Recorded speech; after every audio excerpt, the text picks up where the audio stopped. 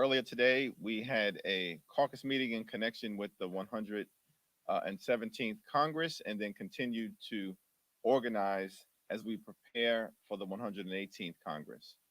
As it relates to our current congressional business, we were able to hear from both Chairman Jim Himes, whose committee did phenomenal work to address the economic disparities that the American people confront, as well as Chairwoman Kathy Castor of the Select Committee on the Climate Crisis, whose committee contributed so much to the work that we were able to do in this Congress to decisively confront the climate crisis, particularly as it relates to what was done in the Inflation Reduction Act. The work of both Kathy Castor and her committee and Jim Himes and his committee is consistent with what House Democrats are all about. From the very beginning, we have been determined in this Congress to get big things done for everyday Americans, to fight for lower costs, better paying jobs, and safer communities. And that is actually what we have done in this Congress, laying a strong foundation to build upon the work that needs to be done in the future, where we will continue to fight to make life better for everyday Americans. Fundamentally, that is what is at our core. It's what's in our DNA. It's what drives us. We want to make life better for everyday Americans all across the land. In urban America, rural America, suburban America, ex-urban America, the heartland of America, small town America, and Appalachia. That's what has driven our work in this Congress, and that is what will continue to drive our work as we move forward. I yield to our incoming Democratic whip, Catherine Clark. Thank you so much, Mr. Leader, and good afternoon. As a former caucus vice chair, I congratulate and welcome our incoming vice chair, Congressman Ted Lieu. We are just thrilled and have an incredible team in Chair Aguilar and in Vice Chair Lieu. And today, Democrats are celebrating on two fronts. This morning, we received welcome economic news from the November Consumer Price Index report. Inflation is coming down. In fact, it has fallen for 5 straight months and is at its lowest level in nearly a year. What's more, gas prices are down, unemployment is down, the GDP is up, and jobs are up, including a total of 10.5 million jobs created under the leadership of President Biden. And this afternoon, President Biden will sign the Respect for Marriage Act, a major civil rights achievement in our march towards LGBTQ plus equality. These twin achievements are the pillars of the Democratic agenda: building an economy that works for working families and building a future where every American has the same access to justice and opportunity.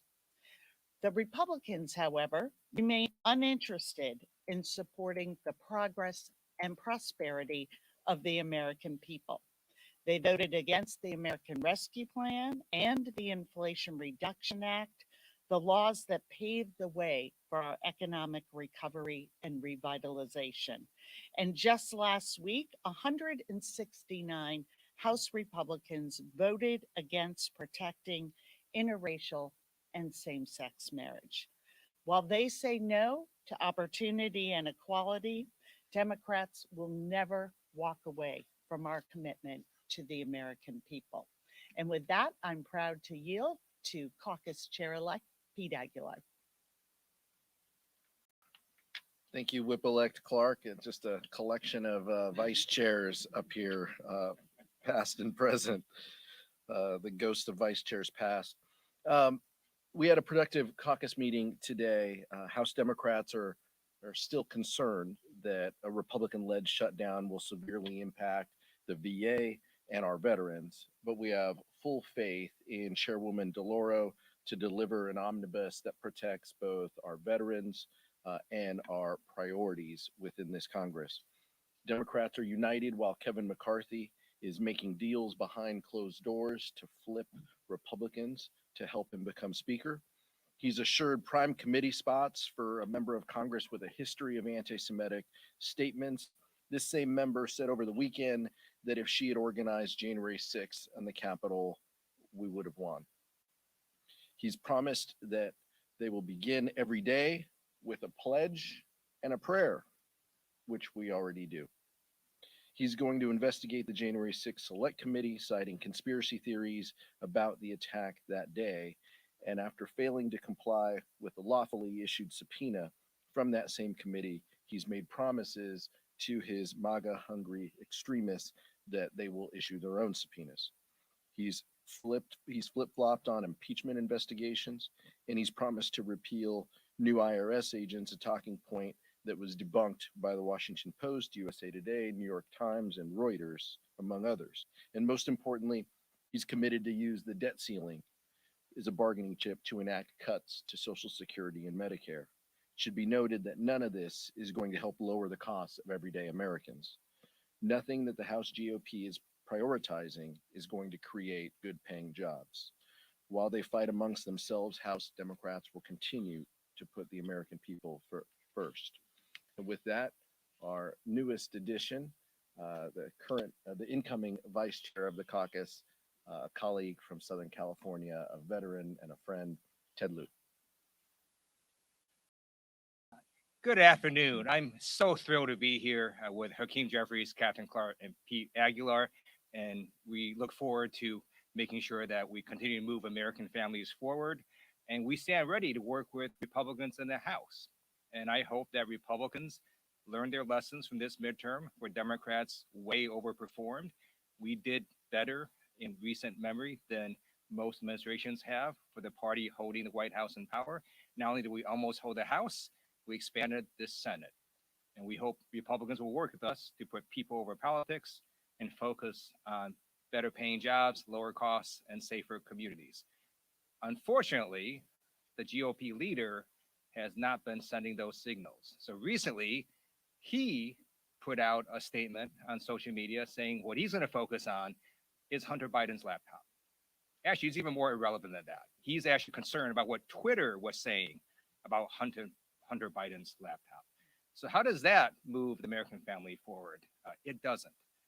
He also went on media and talked about how he wants to kick off members like Adam Schiff from the Intelligence Committee. So a focus on revenge, a focus on irrelevant committees, and a focus on irrelevant investigations does not help the American family. And so we urge that he doesn't go down these stupid, dark paths and work with Democrats as we continue to build upon the prosperity that we've had in these last 2 years. So again, I'm thrilled to be here with Hakeem, Catherine, and Pete, and I have much to learn from two of the former vice chairs. Thank you. Feeling left out is not being a former vice chair myself.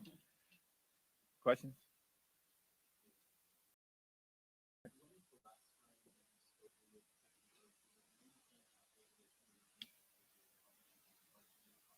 Yeah, to the extent that the Republicans are successful in organizing on January 3rd, I look forward to having conversations with the new Republican leadership. We're going to go back and forth here. You have been reluctant to comment on international affairs, but unfortunately now you're elected as Democratic leader. Your first reaction to protesting Iran, the brave of execution that is happening. The Iranian regime executed the second protester yesterday. After discovery about another wave of execution, New York Times said more than 44 minors during the protest. Do you and the Democratic Party support the idea of sanctioning those who are repressing the Iranian people and breaking any international laws and norms to repress their own people? Well, thank you for that question. First of all, I would respectfully disagree with the assessment that I've been reluctant to comment on international affairs. I have one of the most diverse districts in the country. In fact, about 33% of the people I represent came from other parts of the world. We deal with international affairs every day on the ground in the community back at home. With respect to your question, I would just suggest my own personal position is that we should find ways to stand with the Iranian people in their efforts at self determination, respect human rights, and the fight for decency and freedom and liberty that is underway, and push back against the totalitarian regime in the strongest way possible. But it is within the domain of President Biden and the Biden administration to ultimately make that determination at this moment, in my view.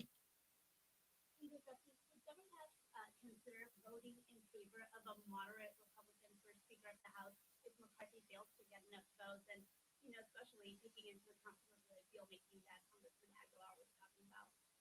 I'm trying to get every vote that I possibly can right now on January 3rd and expect that Democrats will come together in that regard. Certainly, that is my hope.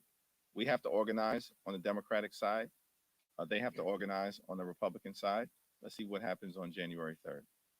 Tomorrow is the 10-year anniversary of the shooting at Sandy Hook, in the 10 years since the gun-related deaths occurred that you can understand. Is there any feasible action? And I recognize the Republican versus Democratic side. Is there any feasible action that you think Americans can see Congress undertake in the next Congress? Thank you for that question. And it is still a tragedy that scars all of us, what happened in Sandy Hook, and should continue to inspire all of us to deal with the tremendous challenge of gun violence that we're confronting in this country. And I want to yield to all of my colleagues to speak on this issue. They've all been leaders in the effort to deal with gun safety legislation here in America.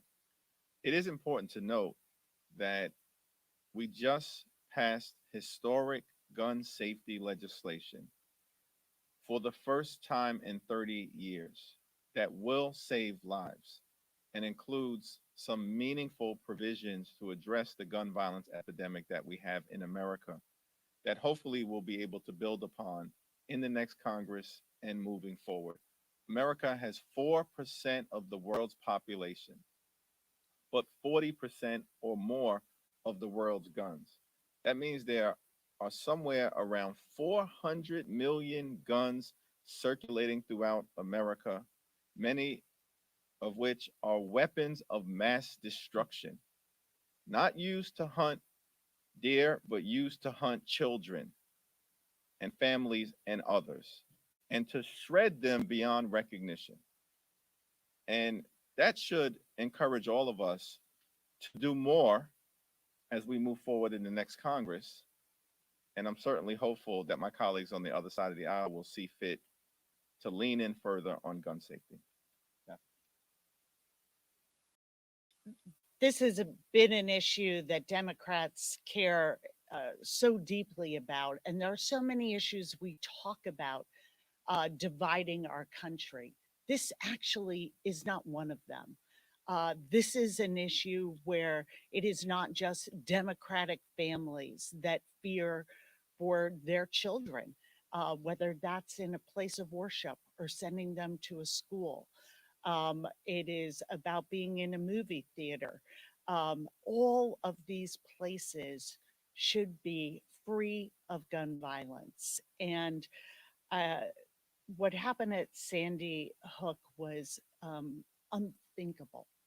And really, it was hard to even to fathom when that information was coming in. And what we have seen since at Parkland, at Uvalde, it is heartbreaking that when we had the first bipartisan coming out of the Senate bill before the House in June that could move us forward on some common sense solutions to reduce gun violence in this country, that we weren't able to garner a Republican vote in the House. And so this is an issue that Democrats are going to continue to push because it is one of great concern. We cannot build safer communities until we address the statistic that the chairman just gave. We have to do a better job. We owe the American people that. And we are going to be looking to the GOP to put the American people, the American family, our children first again, and not the special interests that are pushing them to extreme positions on this issue. Whip Clark was one of the leaders on the House Democratic side when it was a sit-in to talk about these very issues with John Lewis and others. All of us remember where we were 10 years ago.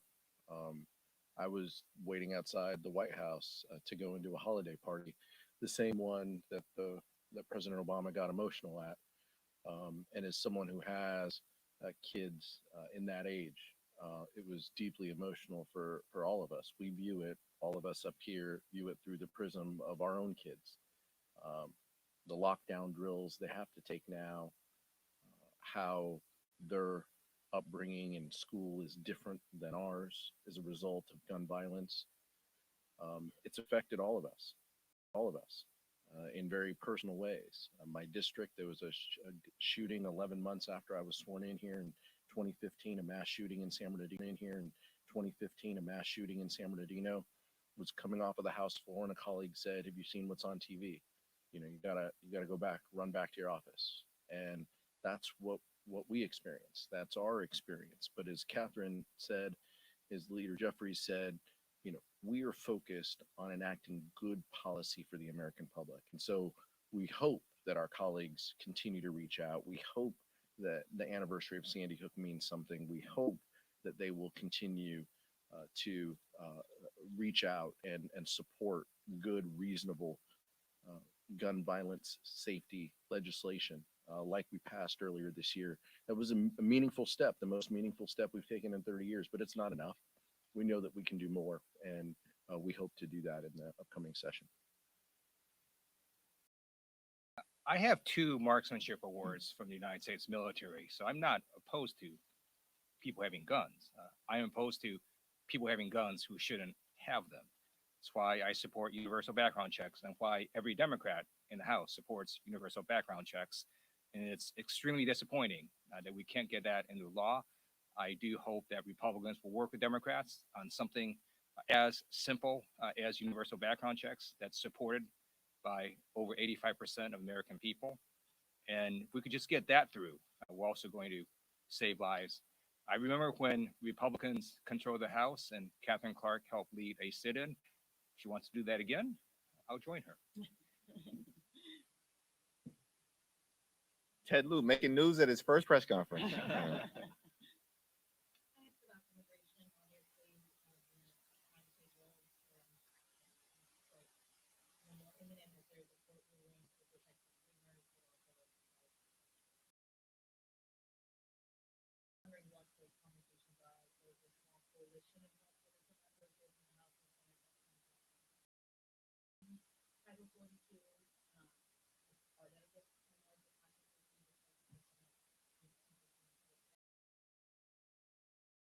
Well, I've had a few recent conversations with the current chair of the Congressional Hispanic Caucus, Raul Ruiz, and I know the CHC is working hard on the issue to see where the opportunities to find common ground may be in the final few weeks of this 117th Congress. I'm hopeful that our friends on the other side of the aisle, on the other side of the Capitol, might see the need to begin, as the American people have demanded, to work on this issue in a responsible way that doesn't demagogue the issue like the former president did, but seeks solutions consistent with who we are as a nation of immigrants, and a nation anchored in the rule of law.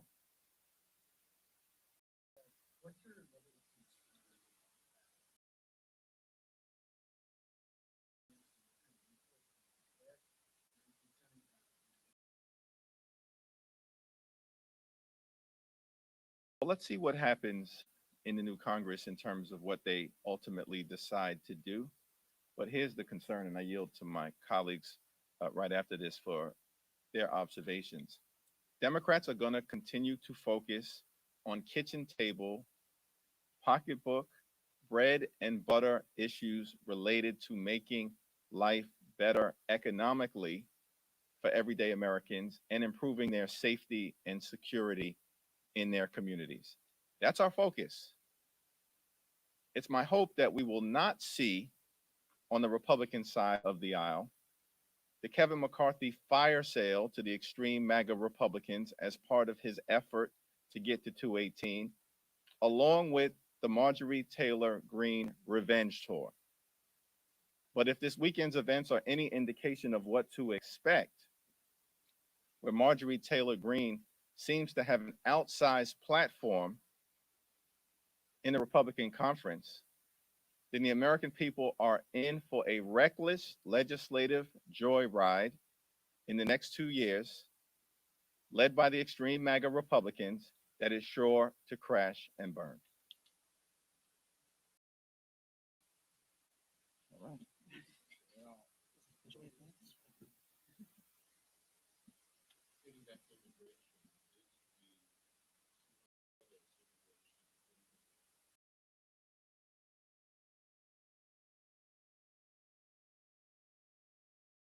Well, the leadership right now, led by our historic Speaker Nancy Pelosi, as well as Chairwoman Rosa DeLauro, have their hands on the steering wheel, and we've got great confidence in them to navigate through this issue and every other issue that is before us right now in the 117th Congress, along with the work that's being done by the Congressional Hispanic Caucus under the leadership of Raul Ruiz.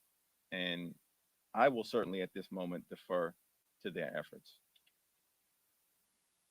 One more question on that. Given what we are seeing right now, the influx that has overwhelmed local authorities in El Paso, the potential end of Title 42 in this week, is the Biden administration doing enough right now? And for that matter, Democrats are about to lead the majority in the House without having taken action on larger comprehensive immigration reform. Is that a failure? It was not a failure. We in the House of Representatives have passed several bills supported by the American people on the immigration issue, including the Dream and Promise Act, legislation also to deal with TPS recipients, and legislation that is bipartisan in nature as well to make sure we address the issues connected to farm workers in this country so that they can be treated with dignity and respect and continue to be an essential part of our ecosystem here in America. The Senate has failed to take up any of those bills because of Republican opposition, and that's problematic. Let me yield to Pete. If Republicans were serious about these issues, they could take them up in the Senate. The Dream and Promise Act, the Farm Worker Modernization Bill, but more importantly, our funding bill. They haven't passed a single appropriations bill, and we are where we are. We're negotiating. They haven't passed a single appropriations bill, and some of those resources in the appropriations bills would go desperately to state and local governments for aid as they navigate what they are experiencing. It would also go to Customs and Border Patrol and Homeland Security. So if Republicans were serious, we would do better than a CR. We would pass a full year funding bill. But as the chairman mentioned, the policy matters for the House Democratic Caucus. If there is more than just the framework that we've seen, if there is language that we can look at and see, we are open to that. But right now, that's all we have. And so we are anchored in our support as a nation of immigrants and anchored in the rule of law, as the incoming leader said. That is the prism by which we view this issue, but we look forward to working with our colleagues to see if there's more that we can accomplish within this legislative year. Last question? Sorry. Last two questions.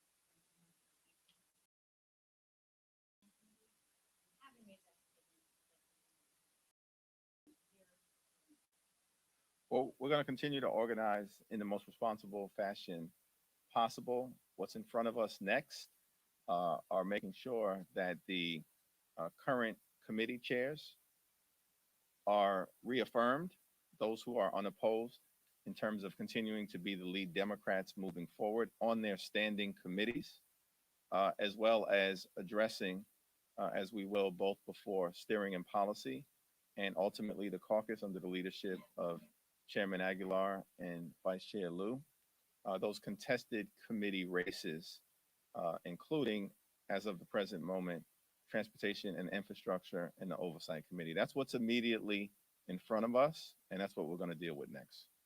Last question.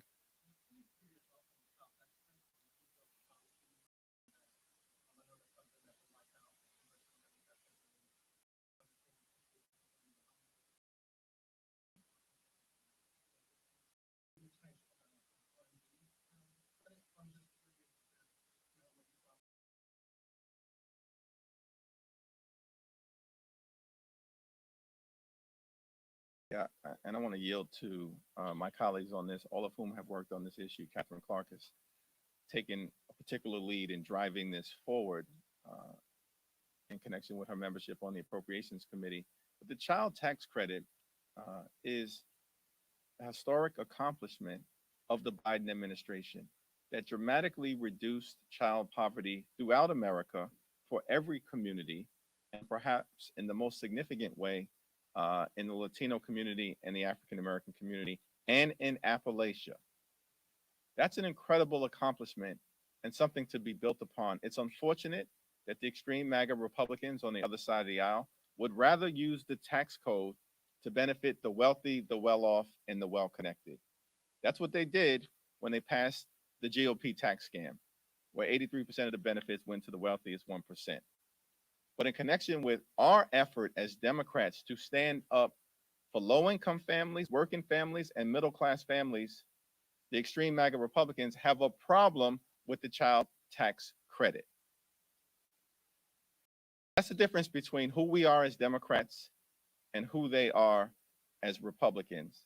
And it's my hope that in the next Congress, there will be an opportunity, if we're not able to deal with the issue over the next few weeks, to actually come together and support an effort within the tax code to benefit working families, low-income families, middle-class families in a way that addresses their economic concerns. Catherine.